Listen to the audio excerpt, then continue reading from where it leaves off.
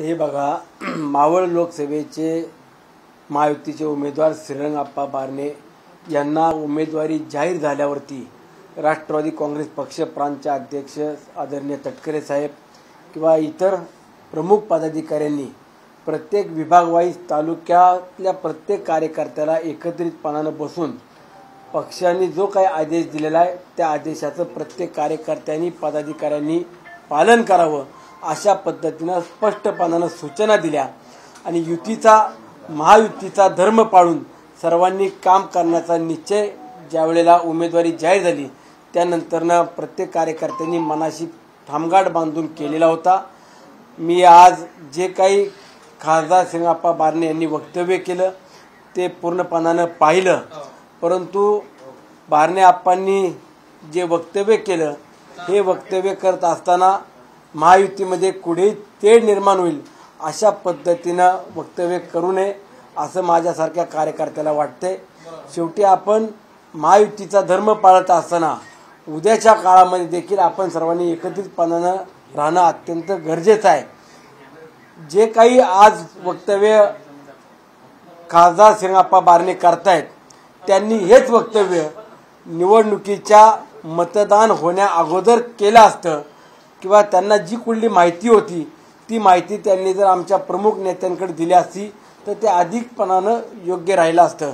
परंतु राष्ट्रवादी काँग्रेस पक्षाच्या माझ्या सर्वसामान्य कार्यकर्ता असेल पदाधिकारी असेल या सर्वांनी झोकून महायुतीचे उमेदवार श्रीरंगाप्पा बारणे यांचं काम केलेलं आहे। सुनीलजी, एक प्रश्न या ठिकाणी एक निर्माण होतो की मागच्या वेळेस जेव्हा लोकसभेमध्ये पार्थ पवारांचा पराभव श्रीरंगाप्पांनीच केला आहे त्याच्यामुळे त्याचा वचपा काढण्याचा हा प्रयत्न आहे असं या ठिकाणी चित्र पाहायला मिळतं। स्वतः पार्थदादा पवार हे देखील प्रचाराकरता काही दिवस मावळ लोकसभेच्या मतदारसंघामध्ये येऊन काही प्रमुख कार्यकर्त्यांची भेट घेऊन स्पष्टपणाने सांगत होते आपल्याला महायुतीच्या उमेदवाराचं काम करायचंय, श्रीरंग बारणे आप्पांना कुठेही आपण कामामध्ये कमी पडू नका अशा पद्धतीने पार्थदादांनी स्वतःहून येऊन आम्हाला सांगितलं। त्याबाबत आम्हाला काही सूचना देखील केल्या। त्यामुळे जाणीवपूर्वक पार्थदादाचा वचपा काढणं किंवा बारणे आप्पांना आता पराभूत करावं अशा पद्धतीनं ज्या काही बातम्या पेरल्या जात आहेत त्यामध्ये कुठलेही तथ्य नाहीये।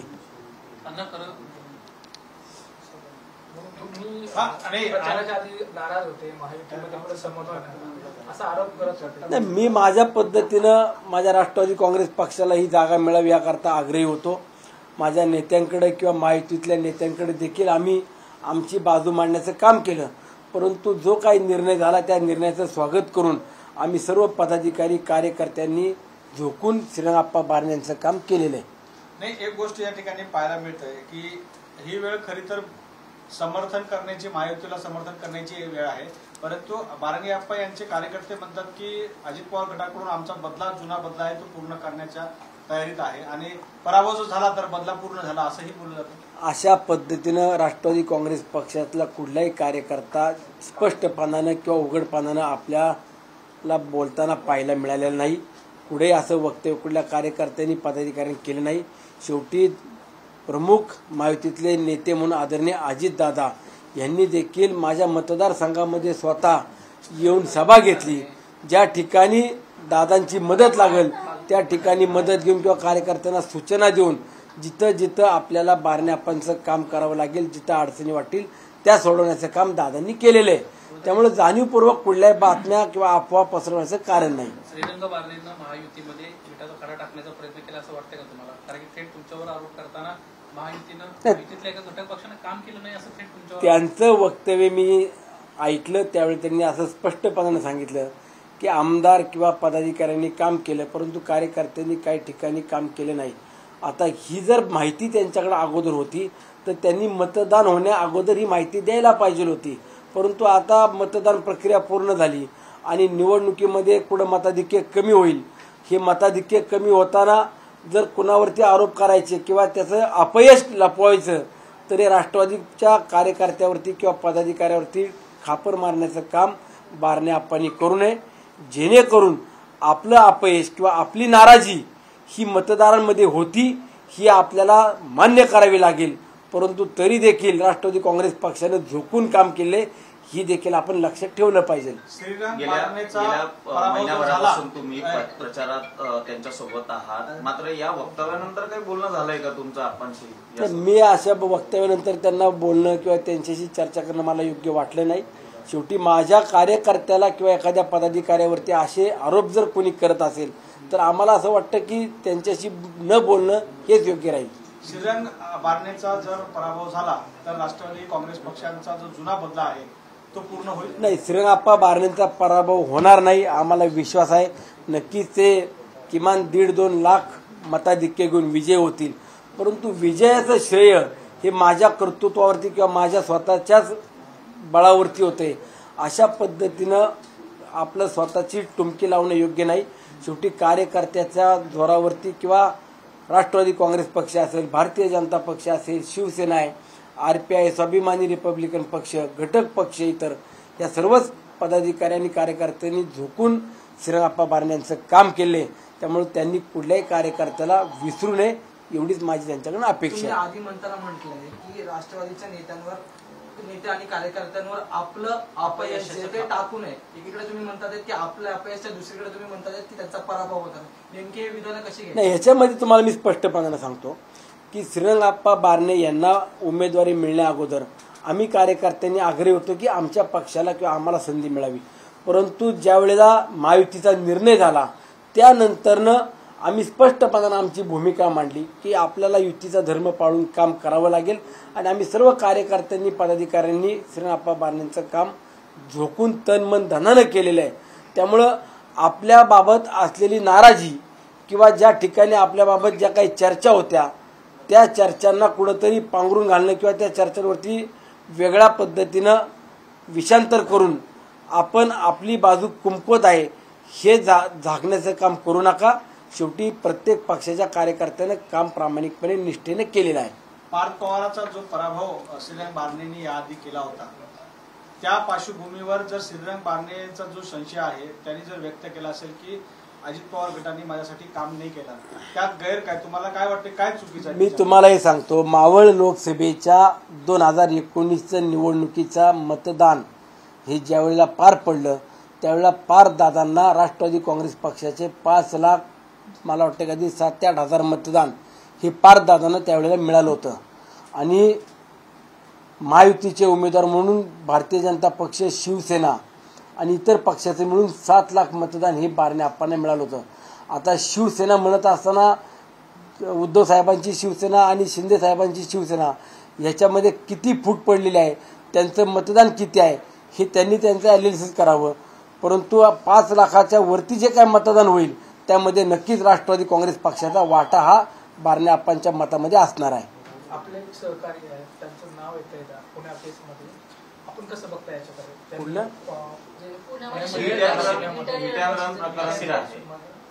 ऍक्सिडेंट झाला पुण्यामध्ये त्या प्रकरणामध्ये सहकारी आमदार आहेत, त्यांचं नाव येत आहे. मला नाही कल्पना, नाही मी नाही, कोणतं ऍक्सिडेंटचं प्रकरण नाही मी पाहिलं नाही. ऍक्सिडेंट त्या अल्पवयीन मुलांनी जो ऍक्सिडेंट केला तो म्हणता का? नाही, त्या मी कुठल्याही बातमी किंवा माझ्या ऐकण्यामध्ये आलेलं नाहीये, मी त्यात पाहिले नाही.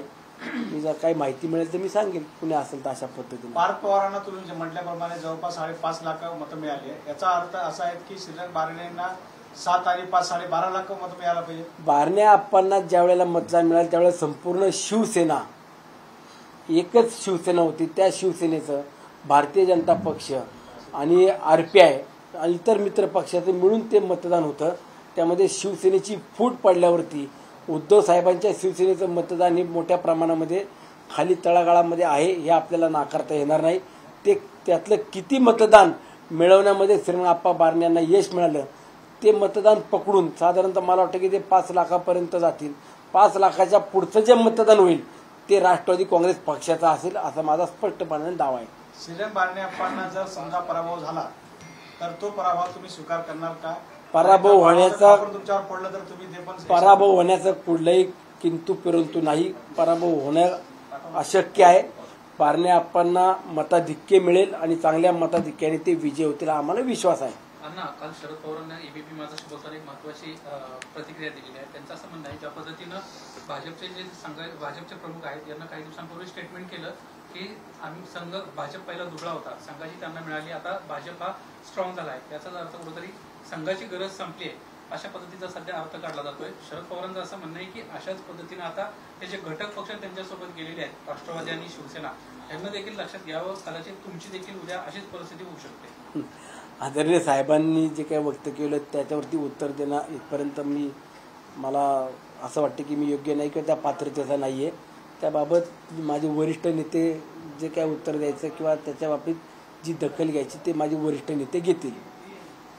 मतदान सध्या कमी मागच्या शेवटच्या टप्प्यामध्ये होताना पाहायला मिळालं, तुम्ही नेमकं याचं विश्लेषण कसं कराल? याच्यामध्ये मतदान कमी होताना एकतर सलग 3 सुट्ट्या आल्यामुळं काही मतदार किंवा कामगार वर्ग हा देखील बाहेरगावी फिरण्यासाठी किंवा सुट्टी घेऊन बाहेर गेलेला देखील आपल्याला पाहायला मिळतो.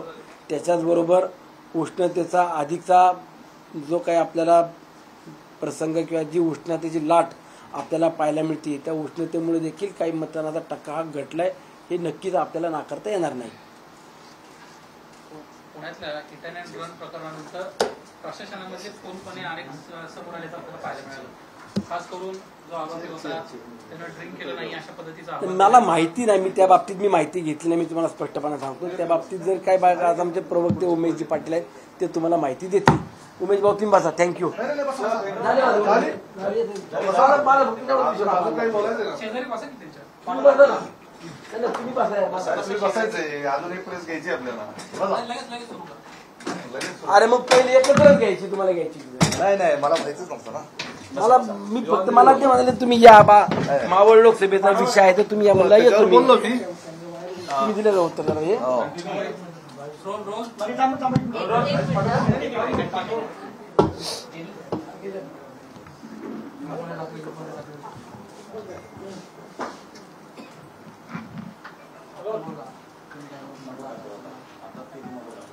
एका अत्यंत महत्वपूर्ण विषयाच्या संदर्भानं आज मावळ भागातले आमचे पक्षाचे आमदार आणि आमच्या पक्षाचे नेते आमदार सुनील अण्णा शेळके यांनी प्रेस घेतलेलीच आहे.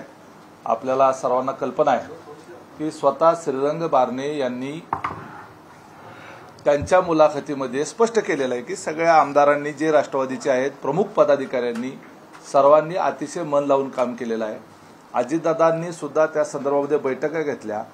एवढंच नव्हे तर काही प्रमाणामध्ये टीका होऊन सुद्धा अर्ज भरायला देखील अजितदादा स्वतः त्या ठिकाणी उपस्थित होते. आणि हे सगळं असताना विनाकारण महायुतीमध्ये संभ्रम निर्माण करण्याचं काही वेळेला प्रयत्न केला जातो. त्याच्या संदर्भामध्ये स्वतः सुनील शेळके यांनी त्या बाबतीमधला व्यवस्थित खुलासा देखील केलेला आहे. याच्याही पलीकडे मागच्या 1-2 दिवसापूर्वी 3 दिवसापूर्वी आदरणीय पवार साहेबांच्या वतीनं असं सांगण्यात आलं की 2004 साली राष्ट्रवादी काँग्रेस पक्षाकडे सक्षम किंवा अनुभवी अशा पद्धतीचं कॅन्डिडेट नव्हता आणि त्यामुळे राष्ट्रवादी काँग्रेस पार्टीनं काँग्रेसपेक्षा जास्त जागा असताना सुद्धा मुख्यमंत्रीपद घेतलं नाही. अजितदादाच्या संदर्भानं प्रश्न विचारल्यानंतर त्यावेळेला त्यांनी असं सांगितलं की अजितदादा नौखे होते आणि सक्षम नव्हते किंवा अनुभवी नव्हते. यामधून त्यांच्या या वक्तव्यातून अनेक प्रश्न निर्माण झालेले आहेत. अजितदादा हे त्यावेळेला एकदा खासदार आणि 3 वेळेला आमदार होते. त्यामुळे एकदा खासदारकीचा अनुभव, संसदीय कामाचा अनुभव, मंत्रिपदाचा अनुभव आणि इलेक्टिव्ह मेरिट ह्या 3 पातळ्यावर स्वतःचं सक्षमत्व त्यांनी सिद्ध केलेलं होतं आणि अनुभव देखील होता. तरी त्या अजितदादांना आपण ज्युनियर म्हटलं तरी त्यावेळेला विजयसिंह मोहिते पाटील, छगन भुजबळ, मधुकरराव पिचड, प्रफुल्लभाई पटेल, सुनीलजी तटकरे साहेब, आर आबा, जयंतराव पाटील साहेब एवढी मातब्बर मंडळी ही मुख्यमंत्री पदाच्या करता सक्षम असलेली आणि पुरेसा अनुभव असलेली, प्रशासनाचा अनुभव असलेली आणि इलेक्टिव्ह मेरिट असलेली माणसं किंवा नेते मंडळी त्यावेळेला राष्ट्रवादी काँग्रेस पक्षाकडे उपलब्ध असताना आणि मुख्यमंत्री पदाची ऐतिहासिक संधी उपलब्ध असताना त्यावेळेला कुठल्या तरी असुरक्षिततेच्या भावनेतून राष्ट्रवादीचा मुख्यमंत्री पद घेणं टाळलं गेलं का, हा यातून प्रश्न निर्माण झालेला आहे. वास्तविक कदाचित त्यावेळेला अशी दूरदृष्टी ठेवली असेल की भविष्य काळामध्ये सुप्रियाताई सुळे यांना मुख्यमंत्री करण्याच्या करता म्हणून राष्ट्रवादीमध्ये दुसरं समांतर नेतृत्व किंवा दुसरं नेतृत्वाचं केंद्रीकरण पक्षांतर्गत होता कामा नये याची काळजी त्यावेळेला घेतली गेली होती का, हा देखील त्या निमित्तानं प्रश्न निर्माण होतो. अजून एक त्या ठिकाणी 2019च्या संदर्भानं वेगवेगळ्या पद्धतीची माहिती समोर येते. आपल्याला सर्वांना माहीत आहे की त्यावेळेला एक गुप्त स्वरूपाचा प्रवास झालेला होता आणि महाविकास आघाडीचं सरकार स्थापन करण्याच्या प्रक्रियेमध्ये भारतीय जनता पार्टीबरोबर जवळपास 6 वेळेला बैठका झाल्या होत्या आणि त्यामध्ये भारतीय जनता पार्टीबरोबर आदरणीय आमच्या पक्षाच्या त्यावेळेच्या सर्वोच्च नेत्याच्या संमतीनं आणि सूचनेप्रमाणे त्या बैठकीमधून त्या सरकारमध्ये जाण्याच्या संदर्भातलं अंतिम स्वरूप देखील निश्चित झालं होतं. मंत्रिपदाचं वाटप निश्चित झालेलं होतं, पोर्टफोलिओ निश्चित झालेले होते, महामंडळाचं वाटप निश्चित झालेलं होतं. एवढी अंतिम टप्प्यापर्यंत गेलेली चर्चा अचानक युटर्न कसा घेतला गेला, त्यावेळेला सकाळचा झालेला शपथविधी पुन्हा अजितदादांना उपमुख्यमंत्री का केलं गेलं, या संदर्भाने बऱ्याच गोष्टी ह्या गुप्त राहिल्या गेल्या. बऱ्याच गोष्टीच्या संदर्भामध्ये खुलासा केला गेला नाही आणि या कारणामुळे अजितदादा हे कार्यकर्त्यांच्या मनामध्ये, महाराष्ट्रातल्या जनतेच्या मनामध्ये त्या ठिकाणी व्हिलन होतील अशा पद्धतीची जाणीवपूर्वक व्यवस्था निर्माण करण्यात आली. वस्तुस्थिती काय होती, का युटर्न घेतला गेला होता, का भारतीय जनता पार्टीबरोबर सर्व चर्चा अंतिम झालेल्या असताना त्यावेळेला युटर्न घेतला गेला, त्यावेळेला आमदारांना या संदर्भातली काहीही माहिती नव्हती, कारण ते गुप्त ठेवायचं ठरलेलं होतं. कारण महाविकास आघाडीच्या सरकारच्या संदर्भानं ज्या वेळेला शिवसेनेचा मुख्यमंत्री करायच्या बाबतीमध्ये चर्चा झाली त्यावेळेला एकनाथजी शिंदे यांना गटनेता म्हणून प्राथमिक स्वरूपामध्ये नैसर्गिकरित्या मुख्यमंत्रीपदाची दावेदारी त्यांच्या आमदारांच्या वतीनं मागण्यात आली होती आणि त्याच्यामधले अनिल परब असतील, देसाई असतील किंवा संजय राऊत असतील, या कंपूला कसल्याही परिस्थितीमध्ये एकनाथ शिंदे साहेबांना मुख्यमंत्री होऊ द्यायचं नव्हतं. त्यांना उद्धव ठाकरे यांनाच मुख्यमंत्री करायचं होतं. परंतु त्यावेळेला उद्धवजी ठाकरे यांच्या हेल्थच्या संदर्भात सिरियस अशा पद्धतीचे इश्यू होते.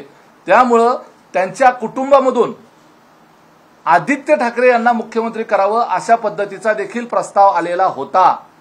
परंतु आदित्य ठाकरे खूपच ज्युनियर असल्यामुळं कुठलाही राष्ट्रवादीचा किंवा काँग्रेसचा नेता त्यांच्या हाताखाली उपमुख्यमंत्री किंवा मंत्री म्हणून काम करण्यास तयार होणार नाही, हे आमच्या नेत्यांकडून स्पष्ट करण्यात आलं. आणि मग त्या ठिकाणी एक डील करण्यात आलं. ते डील असं होतं की 2.5 वर्ष पहिल्यांदा शिवसेनेचा मुख्यमंत्री संजय राऊत आणि यांच्या टीमकडून असं सांगण्यात आलं की लोक महाविकास आघाडीचे निमंत्रक म्हणून त्यावेळेच्या आमच्या पक्षाच्या सर्वोच्च नेत्यांनी उद्धवजी ठाकरे यांचा नावाचा आग्रह धरावा किंवा त्यांचं नाव त्या ठिकाणी घ्यावं, तरच राष्ट्रवादी महाविकास आघाडीमध्ये येईल. या अटीवर जर पवारसाहेबांसारख्या ज्येष्ठ नेत्यांनी जर भूमिका मांडली तर ऑटोमॅटिक दुसरं कुणाचं नाव चर्चेत येणार नाही, एकनाथ शिंदेचं नाव चर्चेतून बाद होईल आणि उद्धवजी ठाकरे यांचं नाव पुढे येईल, अशा पद्धतीची व्यवस्था करण्यात आली. आणि त्या बदल्यात असा प्रस्ताव ठेवण्यात आला की 2.5 वर्षानंतर सुप्रिया सुळे या राष्ट्रवादी काँग्रेस पार्टीच्या मुख्यमंत्रीपदाच्या उमेदवार असतील आणि ती अट जी आहे ती उद्धव ठाकरे यांच्या वतीनं म्हणजे शिवसेनेच्या वतीनं घालण्यात येईल की जर सुप्रिया सुळे मुख्यमंत्रीपदाच्या उमेदवार असतील तरच शिवसेना ती गोष्ट ऍक्सेप्ट करेल. म्हणजे ऑटोमॅटिक राष्ट्रवादीमधून अजितदादा असतील किंवा इतर कुठल्याही नेत्याचं नाव त्या ठिकाणी चालणार नाही. पक्षात अशी परिस्थिती निर्माण करायची की शिवसेनेचं म्हणणं आहे की सुप्रिया सुळे असतील तरच आम्ही मान्य करू, अदरवाईज दुसरा नेता आम्हाला चालणार नाही, नाहीतर सरकार गडगडू शकतं. अशा पद्धतीचं डील झाल्यामुळं अचानक भारतीय जनता पार्टी बरोबरच्या सरकारच्या संदर्भातला युटर्न घेतला गेला. सगळ्या चर्चा ज्या झालेल्या होत्या त्या सगळ्या चर्चांना फाटा देऊन त्या ठिकाणी शब्द फिरवले गेले आणि महाविकास आघाडी म्हणजेच शिवसेनेचा मुख्यमंत्री करायचा निर्णय त्यावेळेला झाला. अजून एक प्रश्न विचारला जातो, मग अजितदादांनी पहाटेचा शपथविधी जो सकाळचा होता तो शपथविधी घेतला, मग काय केलं होतं, त्यावेळेला ती पक्षाबरोबरची केलेली गद्दारी समजली गेली, गद्दारी मानली गेली, चित्र तसं निर्माण केलं गेलं. अजितदादांनी तो निर्णय परस्पर घेतला होता अशा पद्धतीचं चित्र निर्माण केलं गेलं. वस्तुस्थिती तशी होती का? वस्तुस्थिती तशी अजिबात नव्हती. जर तशी खरी वस्तुस्थिती असती, अजितदादांनी जर कोणाला न विचारता मनाचा कारभार केला असता तर पुन्हा त्यांना मुख्यमंत्री उपमुख्यमंत्री केलं असतं का? तसं अजिबात नव्हतं. वस्तुस्थिती ज्या वेळेला पवार कुटुंबाच्या अंतर्गत स्पष्ट झाली की या सगळ्या प्रक्रियेमध्ये अजितदादांची काहीही चूक नाही हे ज्या वेळेला स्पष्ट झालं त्यावेळेला पुन्हा सर्व आमदारांच्या आग्रह खातर, आता आमदार एक या ठिकाणी सुनीलजी शेळके सुद्धा इथं बसलेले आहेत, त्यावेळेच्या सगळ्या आमदारांनी सांगितलं की जर शिवसेनेच्या बरोबर किंवा महाविकास आघाडीमध्ये सरकार बनणार असेल तर या सरकारचा पक्षाचा नेता हा अजितदादाच असावे लागतील. अजितदादांना जर उपमुख्यमंत्री केलं तरच हे सरकार चालू शकतं, टिकू शकतं किंवा आम्ही आमदार लोक त्या ठिकाणी समाधानी राहू शकतो. म्हणून त्यावेळेला अजितदादांना पुन्हा उपमुख्यमंत्री करावं लागलं. ज्या पद्धतीनं सांगितलं जातं की आम्ही क्षमा करून त्यांना पुन्हा त्या ठिकाणी संधी दिली, क्षमा वगैरे काही नाही, तर आमदारांचं समर्थन त्यावेळेलाही अजितदादांच्या पाठीशी होतं आणि त्या ठिकाणी विधिमंडळ पक्ष ज्याच्या पाठीशी असतो त्याला नेता करावाच लागतं. त्यामुळं पुन्हा त्या शिवसेनेच्या सरकारमध्ये दादा त्या ठिकाणी उपमुख्यमंत्री झाले, ही फॅक्ट आहे. त्यामुळं त्यावेळेला 2004 सालचा पासून ते 2019 सालापर्यंत सातत्यानं अशा पद्धतीनं यू टर्न घेतल्या गेल्यामुळं ह्या सगळ्या परिस्थिती निर्माण झाल्या. कुठं आदित्य ठाकरेंना मुख्यमंत्री करण्याचा प्रस्ताव तर कुठं सुप्रिया सुळेंना मुख्यमंत्री करण्याचा प्रस्ताव. यातून पुत्र आणि पुत्री प्रेमाच्या मुळं या दोन्ही पक्षामध्ये आज आपल्याला जी काही फूट पडलेली दिसते याची कारणं जी आहे त्या पुत्र आणि पुत्री प्रेमामध्ये दडलेली आहेत. एवढंच या ठिकाणी मला नमूद करायचं. तर एवढे सगळे गंभीर आरोप करत असताना तुम्ही महायुतीमध्ये गेलात, भाजपसोबत गेलात, तर तुमच्या पदरी काय पडलं? पुन्हा तुम्ही उपमुख्यमंत्रीच झालात, तुम्ही आहे त्या जागेवर राहिला. किंबहुना लोकसभेला तुम्हाला 4 जागांवरच समाधान मानावं लागलं. सुरुवातीला 8 जागा देणार, 9 जागा देणार चर्चा होती, मात्र ह्या चर्चा सर्व बाजूला राहिल्या आणि तुम्हाला तिथंही डिमोशनचाच भाग व्हायची वेळ आली. हे पहा, या ठिकाणी केवळ आम्हाला काय मिळालं, आम्हाला किती पदं मिळाली, आम्हाला कुठलं पद मिळालं हा मुद्दा नाहीये.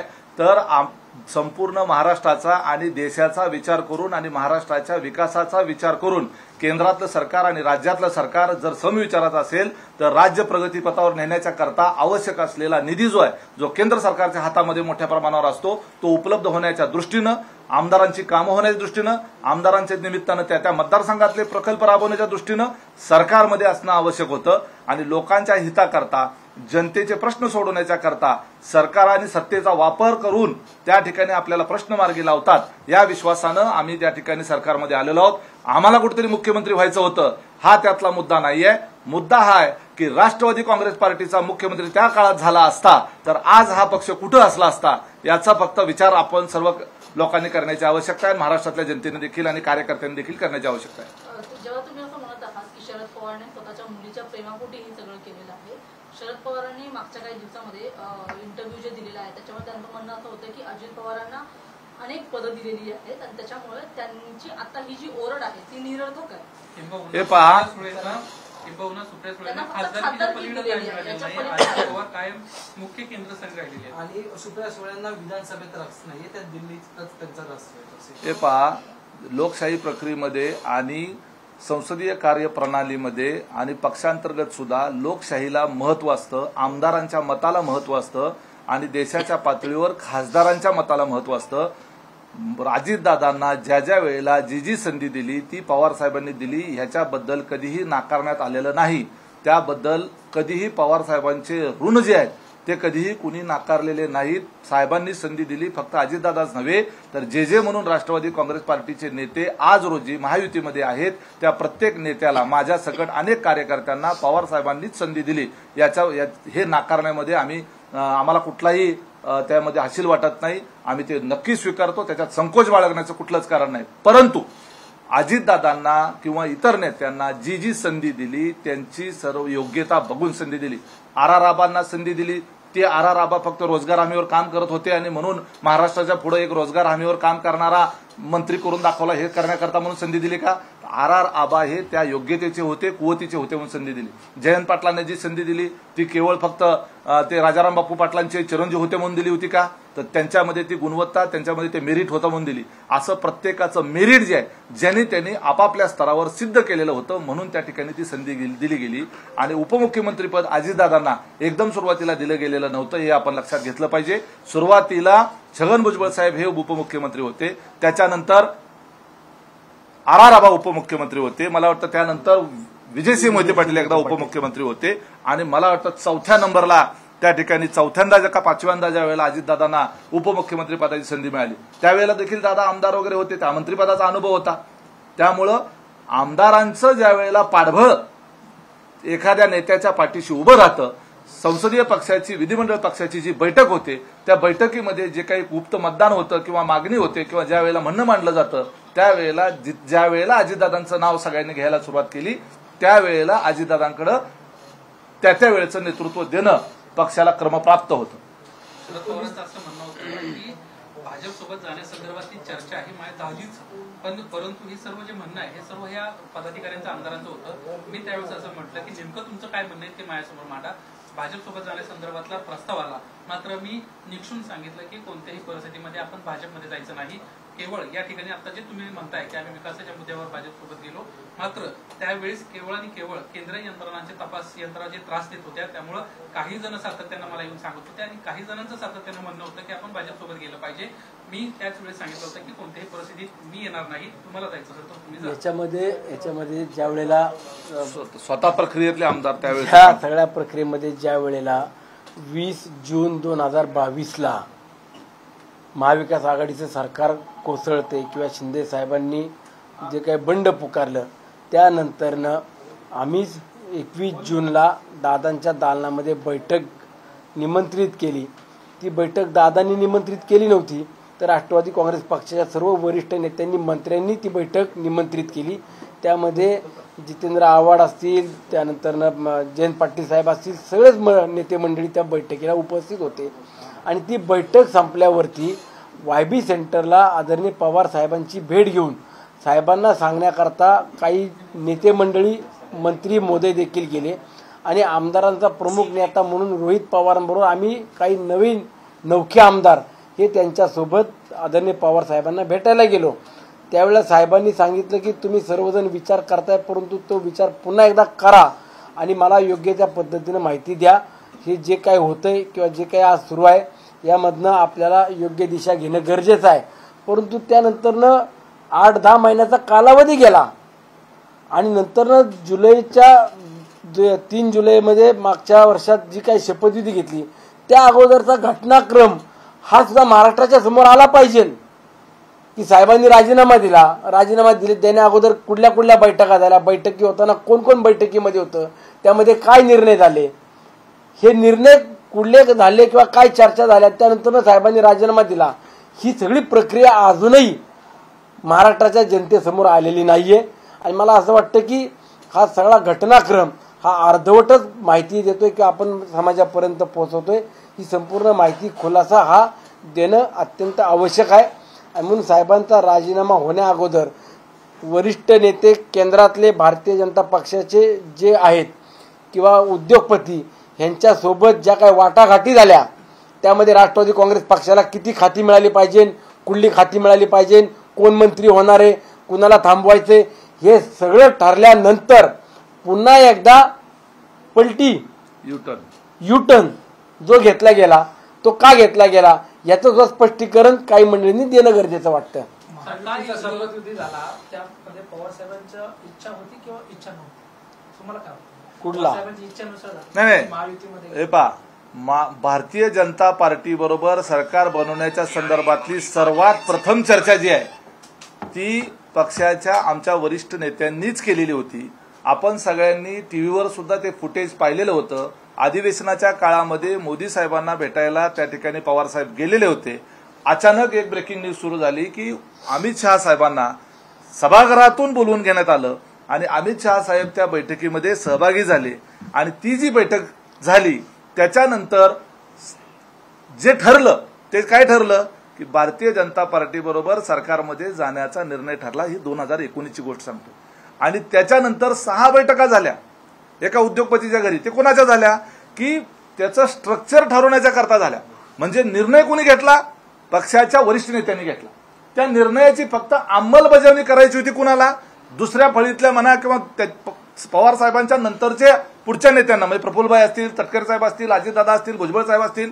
मग या लोकांच्या पैकी आणि भारतीय जनता पार्टीच्या काही प्रमुख लोकांच्या मध्ये स्ट्रक्चर सरकारचं कसं असलं पाहिजे, रचना कशी असली पाहिजे याच्या संदर्भातल्या चर्चा झाल्या. मग ह्या चर्चेचा प्रत्येक बैठकीचा तपशील जो आहे तो इत्यंभूत बारकाईनं तो दिला जात होता त्यावेळेला पक्षाच्या नेतृत्वाला. आम्हाला ज्या दिशेला जायचंच नव्हतं, आम्हाला आमचा पुरोगामी विचार सोडायचाच नव्हता, आम्हाला त्यांच्याशी संघच नाही, आम्हाला असंघाशी संघ करायचाच नाही, तर मग चर्चा कशाला केल्या जात होत्या. आणि चर्चा कोण परस्पर करत होता. अजितदादांची ओळख तरी होती का मोदी साहेबांच्या बरोबर आणि शहा साहेबांच्या बरोबर, काही प्रश्न तरी येत होता का. मग का अजितदादांना सातत्यानं विलन केलं जातं. आज जो काही निर्णय झालेला आहे तो निर्णय होण्याची सगळी प्रक्रिया, रचना, मांडणी, प्रोसेस ही सगळ्या पक्षाच्या वरिष्ठ नेत्यांनी केली आणि निर्णय ज्या वेळेला दिलेला शब्द परत न घेणारा नेता म्हणून अजितदादाची महाराष्ट्राला ओळख आहे. जर on behalf of senior leader जर शब्द दिले गेले असतील, अजितदादांनी शब्द माघारी घेतला नाही. अजितदादांनी आतापर्यंत नुकसान झालं तरी चालेल, पण दिलेला शब्द जो आहे तो कधीही माघारी घेतला नाही, कधीही युटर्न घेतला नाही, कधीही पलटी मारली नाही. सार्वजनिक जीवनामध्ये मागच्या 35 वर्षांमध्ये अजितदादांनी पलटी मारली, भूमिका बदलली असं झालं नाही. ते कदाचित पब्लिकच्या समोर काही गोष्टी आल्या असतील, परंतु दिलेला शब्द पाळणारा नेता म्हणून अजितदादाची ओळख आहे आणि तो शब्द आदरणीय पवार साहेबांच्या वतीनं अजितदादांनी त्यावेळेला दिलेला होता आणि तो दिलेला शब्द पाळण्याच्या करता म्हणून तो सकाळचा शपथविधी झाला. हे पण आपण लक्षात घेतलं पाहिजे. आणि त्याच्यानंतर जे दादा माघारी आले ते माघारी आले आणि त्यांना पुन्हा उपमुख्यमंत्री करावं लागलं ते आमदारांच्या आग्रहाखातर करावं लागलं. त्यातले एक आमदार इथं हजर आहेत, पाहिजे तर सगळ्या आमदारांना तुम्ही त्या ठिकाणी त्यांचं स्टेटमेंट घेऊ शकता, त्यांचं मतं घेऊ शकता. मात्र 1.5 वर्ष 2019ला तुम्ही शब्द दिला, तो शब्द पाळला आणि पुन्हा तुम्ही नागरी महाविकास आघाडीसोबत आला. आता पुन्हा तुम्ही गेलात. यावेळेस नेमकं काय झालं होतं? अशी काही वेळ आली तुमच्यावर की तुम्हाला जावं लागलं, तुम्हाला निर्णय घ्यावा लागला? एकीकडे तुम्ही विकासाचं राजकारण म्हणता आणि दुसरीकडे तुम्ही थेट जाताना तुमच्या सर्व नेत्यांवर तपास यंत्रणांचा वापर, त्रास. मी दिलं की त्याचं स्पष्टीकरण तुम्हाला अगोदर स्पष्टीकरण दिलं ना. आता त्याच्या एक लक्षात घ्या, महायुतीचं आताच्या सरकारमध्ये येण्याच्या अगोदर सुद्धा आता आमदारांनी सांगितल्याप्रमाणे ज्या वेळेला एकनाथजी शिंदे यांचं बंड किंवा त्यांनी जो निर्णय घेतला आणि ज्या वेळेला ते सुरतला गेले, गुवाहाटीला जायच्या अगोदरची गोष्ट आहे, बरोबर बरोबर. ज्या वेळेला ते गेले त्या दरम्यान या सरकारमध्ये आपणही गेलं पाहिजे अशी राष्ट्रवादी काँग्रेस पार्टीच्या त्यावेळेच्या 100% आमदारांची आग्रही भूमिका होती. त्या संदर्भातली बैठक अजितदादांच्या मंत्रालयातल्या त्या ठिकाणी दालनामध्ये सगळ्या आमदारांची बैठक झाली. त्यामध्ये सगळ्यात आघाडीवर जर कोण होते तर रोहित पवार होते, जितेंद्र आव्हाड होते आणि त्यांच्याच सह्यात जयंत पाटील साहेब देखील होते. या सगळ्यांच्या सह्याचं पत्र घेऊन पवार साहेबांच्याकडे ही सगळी मंडळी गेली आणि शेवटी लोकशाही मार्गानं पक्षाचा जर 100% विधिमंडळ पक्ष जर एक निर्णय घेत असेल आणि त्याला वरिष्ठांची संमती मागत असेल तर अशा वेळेला ह्या सगळ्या लोकशाही प्रक्रियेमध्ये एकट्याचा हट्ट त्या ठिकाणी चालू शकत नाही. बरं, हे काही पहिल्यांदा होत होतं का? मागं होय मागं सगळं तुम्हीच करायला लावलं आणि आता तुम्ही त्याला नको म्हणता, याला काय अर्थ राहतो? याला कुठला तर्क राहतो? शिवसेनेला धडा शिकवण्यासाठी मागच्या वेळेला बाहेरून पाठिंबा दिला. शिवसेना आणि भारतीय जनता पार्टीमध्ये फूट पडावी, त्यांच्यात अंतर निर्माण व्हावं याच्याकरता म्हणून आपण त्यावेळेला भारतीय जनता पार्टीला पाठिंबा दिला 2014 साली. त्यावेळेला देखील तो बाहेरचा नुसता पाठिंबा नव्हता. बाहेरचा पाठिंबा देण्याच्या अगोदर देखील डील ठरलेलं होतं. काही दिवसानं वातावरण निर्मिती करून भारतीय जनता पार्टीबरोबर सरकारमध्ये सहभागी व्हायचा निर्णय 2014 साली देखील झालेला होता. त्यामुळं विनाकारण अजितदादांनी कुठलं तरी वेगळी पार्टीच्या वरिष्ठांना एकदम विश्वासघात करून कुठला तरी निर्णय घेतला, हे जे चित्र निर्माण केलं जातं, एक खोटं चित्र निर्माण केलं जातं.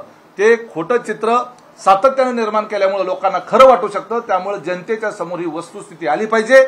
मुलीला मुख्यमंत्री करण्याच्या करता म्हणून भारतीय जनता पार्टीचं बरोबरचं डील फिसकवटलं गेलं आणि आज जे म्हणतात की अनुभव नसल्यामुळं त्यावेळी 2004 साली आपल्या पक्षातला मुख्यमंत्री केला गेला नाही. मग उद्धव ठाकरेंना ग्रामपंचायतीचा सुद्धा अनुभव नव्हता, जिल्हा परिषदचा अनुभव नव्हता, कुठलाही प्रशासनाचा अनुभव नव्हता, कुठलाही विधिमंडळाच्या कामकाजाचा अनुभव नव्हता, संसदीय कामकाजाचा अनुभव नव्हता, प्रशासन हाताळण्याचा कुठलंही कौशल्य त्यांच्याकडे नव्हतं किंवा अनुभव नव्हता. मग उद्धव ठाकरेंचा हात पवार साहेबांनी स्वतःच्या हाताने का उंचावला? का महाराष्ट्राच्या माथी कुठलाही अनुभव नसलेला मुख्यमंत्री लादला गेला? याचं देखील उत्तर दिलं गेलं पाहिजे. गेल्या 1.5 वर्ष झालेत अजित पवारांना उपमुख्यमंत्री पदात किंवा सरकारमध्ये समावेश होऊन या चर्चा आता पुन्हा का उपस्थितीत होत आहेत? कारण परवा पवार साहेबांची एक मुलाखत प्रसिद्ध झाली. त्या मुलाखतीमध्ये 2004 साली राष्ट्रवादीच्या जागा जास्त असताना मुख्यमंत्रीपद राष्ट्रवादीकडे का घेतलं नाही या प्रश्नावर अजितदादांच्या संदर्भानं विचारल्यानंतर अजितदादा त्यावेळेला अनुभवी नव्हते, नौखे होते हे सांगितलं गेलं.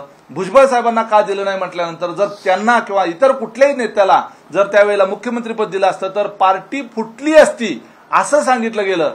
याचा तर्क आम्हाला कळला नाही. ज्या वेळेला आमच्या नेत्याच्या बाबतीत, त्याच्या सक्षमतेच्या बाबतीत, त्याच्या गुणवत्तेच्या बाबतीत, त्याच्या अनुभवाच्या बाबतीत ज्या वेळेला प्रश्न उपस्थित केले जातात त्यावेळेला उत्तर तर द्यावं लागणार. त्यावेळेला सगळे पुढच्या घडामोडी जे आहेत ह्या संदर्भानं ती द्यावी लागणार. एक सुनील सर, तुम्हाला एक प्रश्न आहे की जशा पद्धतीने बारणे यांनी आता जे आरोप केलेले आहेत मागच्या या प्रचाराच्या अनेक दिवसांमध्ये छगन भुजबळ यांनी जी विधानं केली ती काही विधानं उद्धव ठाकरे यांच्या फेवरमध्ये होती अशी वाटली. दुसऱ्या बाजूला नरहरी झिरवळ हे सुद्धा शरद पवार गटाच्या कार्यकर्त्यांसोबत दिसले. 2 दिवसापूर्वी प्रफुल्ल पटेल यांनी एक ट्विट केलं होतं की साहेब तुमचा आदर कायम आहे. तर हे जे काही घडतं आहे याच्याकडे कसं बघायचं? नाही, हे बघा, आदरणीय साहेबांच्या बाबतीत आदर कालही होता, आजही आणि उद्या देखील प्रत्येक राष्ट्रवादी काँग्रेस पक्षाच्या सर्वसामान्य कार्यकर्ता किंवा पदाधिकाऱ्याच्या मनामध्ये असणं हे स्वाभाविक आहे. साहेब आज देखील आम्हा सर्वांचे श्रद्धे आहेत. त्यामुळे त्यांच्या बाबतीत कुठलं ट्विट करणं किंवा त्यांच्या बाबतीत आदरयुक्त कुठलंही वक्तव्य करणं यात गैर काहीच नाही आहे. राहिला प्रश्न नरहरी झिरवळ साहेबांचा जो काही मागं फोटो दाखवला, राष्ट्रवादी पदाधिकारी पवार साहेबांच्या गटातले आमच्या सोबत बसलेले आहेत, हा बसलेला फोटो कुठल्या तरी कार्यक्रमातला होता. त्याच्यावरती त्यांनी स्पष्टीकरण देखील पत्रकारांसमोरून दिलं. त्यामुळे जिथं आम्ही आहोत तिथं दादांशी प्रामाणिक आहोत. आमच्यातलं कुणी नाही. एक लंकेंना जे काही दिशाभूल करून नेण्याचं काम केलं, त्यांना जे काही तिथं बळीचा बकरा करण्याचा प्रयत्न केला, त्यांना सोडलं तर बाकी इतर कुठलाही नेता आमचा दादांची साथ सोडून इकडे तिकडे गेलेला नाही. राहिला तिसरा विषय की बारणे आप्पांच्या बाबतीमध्ये आपण सातत्यानं जे काही सांगताय किंवा त्यांनी जे काही वक्तव्य केलं, मी ठामपणानं सांगतो, छाती ठोकपणानं सांगतो की माझ्या राष्ट्रवादी काँग्रेस पक्षाचा अजितदादांना मानणारा प्रत्येक कार्यकर्ता, प्रत्येक पदाधिकारी हा दादांनी दिलेल्या आदेशाचं पालन करून महायुतीचा धर्म पाळून बारणे आप्पांचं प्रामाणिकपणे काम केलेलं आहे. त्यामुळे बारणे आप्पांनी जे काही वक्तव्य केलं त्या वक्तव्याचा त्यांनी पुनर्विचार करावा, जेणेकरून महायुतीमध्ये कुठल्याही प्रकारचे तेढ निर्माण होईल अशा पद्धतीचं जबाबदार व्यक्तीने तरी वक्तव्य करू नये अशी माझ्यासारख्या कार्यकर्त्याची भावना आहे. पुण्यामध्ये जे हिट अँड रन केस प्रकरण झालं यामध्ये आपल्या सहकारी आमदार आहेत त्यांचं नाव येत आहे, त्यांनी कुठेतरी यामध्ये त्याची भूमिका बजावली. एक लक्षात घ्या, एखाद्या लोकप्रतिनिधीच्या मतदारसंघामध्ये एखादा गंभीर स्वरूपाचा इन्सिडेंट झाल्यानंतर त्याची पाहणी करायला ज्या पद्धतीनं पोलीस यंत्रणा तातडीनं त्या ठिकाणी धाव घेते, त्यावेळेला तिथल्या लोकप्रतिनिधीचं हे कर्तव्यच आहे की अशी घटना घडल्यानंतर तिथं धाव घेणं, त्या ठिकाणी जाऊन भेट देणं, याचा अर्थ कुणाच्या तरी समर्थनार्थ तिथं गेलं असा अर्थ काढणं एकदम चुकीचं आहे. त्या ठिकाणी तशा पद्धतीचा प्रयत्न झाल्याच्या संदर्भात कुठेही कुणी म्हटलेलंही नाही. त्यामुळं संबंधित अपघातग्रस्त झालेले जे आहेत किंवा ज्यांचं त्यात निधन झालेलं आहे त्यांच्यापैकी देखील कुणी म्हटलेलं नाही. तिथं पाहणाऱ्या प्रत्यक्षदर्शी किंवा तिथं पोलीस स्टेशनचे किंवा इतर नागरिक जे आहेत त्यांनी देखील तसं कुठं म्हटलेलं नाही. लोकप्रतिनिधी म्हणून त्याचं ते कर्तव्यच असतं त्या ठिकाणी जाऊन भेट देणं. उलट त्या ठिकाणी संबंधित जो कोणी मुलगा जो आहे ज्यांनी दारू पिऊन त्या ठिकाणी हा ऍक्सिडेंट केला त्याच्यावर कठोरात कठोर कारवाई झाली पाहिजे. तो मुलगा मायनर असल्यामुळं म्हणजे त्याचं 17 वर्ष 8 महिने असं वय असल्यामुळं किंवा 18 वर्ष पूर्ण नसल्यामुळं तो जामिनावर सुटला गेला. त्याच्यामध्ये देखील प्रयत्न चाललेला आहे की त्याला प्रौढ समजून त्या ठिकाणी ती कारवाई झाली पाहिजे. संबंधित बार मालक, बार चालक, अमुक तमुक जे कोणी आहेत ते सगळ्यांच्यावर कारवाई झाली, सगळ्यांना अरेस्ट झालेली आहे. त्याचबरोबर त्या संबंधित मुलाच्या पालकांवर देखील गुन्हा दाखल झालेला आहे आणि त्यांचा देखील शोध चालू आहे. त्यांना देखील लवकरात लवकर अरेस्ट होईल. यात सगळ्यात महत्वाची बाब अशी आहे की त्याच्या ब्लड सॅम्पलचा रिपोर्ट यायच्या आधीच कोर्टाने जो आहे तो जामीन मंजूर केला. हा एक महत्वाचा मुद्दा आहे. तर दुसरीकडे शिक्षा म्हणून फक्त 300 शब्दांचा निबंध लिहिण्यासाठी सांगणे हे कितपत या देशात किंवा मग या राष्ट्रात, या राज्यात योग्य असं तुम्हाला तरी वाटतंय? अतिशय चुकीचं आहे. आम्हाला त्या ठिकाणी न्यायपालिकेवर भाष्य करता येत नाही किंवा कुठल्याही यंत्रणेला करता येत नाही. शेवटी तो न्यायालयाच्या न्यायबुद्धीचा तो विषय आहे. तुम्हाला किंवा मला किंवा भारतातल्या कुठल्याही संवेदनशील नागरिकाला अशा प्रकारामध्ये या पद्धतीच्या शिक्षा देणं हे गैरलागू आहे असं आमचं मत आहे. त्याला जबर अशी शिक्षा व्हायला पाहिजे होती किंवा जामिनाच्या बाबतीमध्ये ज्या अटी घातल्या त्या हास्यास्पद वाटतायत आणि त्या एकदम तकलादू स्वरूपाच्या आहेत.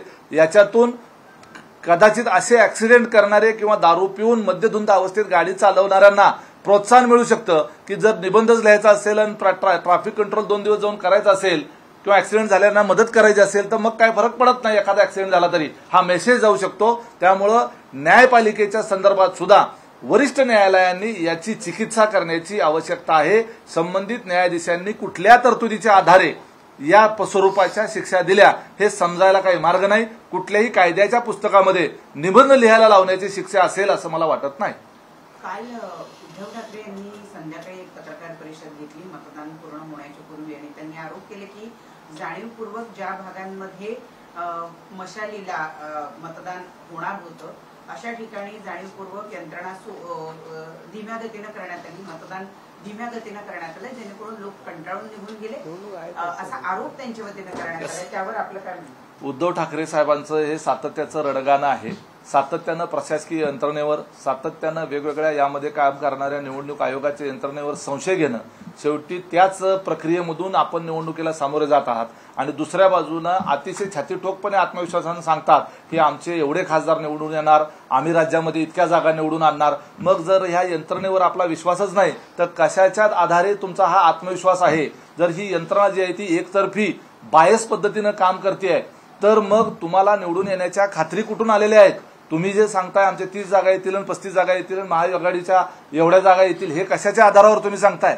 तर हे सगळं जे आहे ते दुहेरी पद्धतीचं दुटप्पी स्वरूपाचं बोलणं आहे.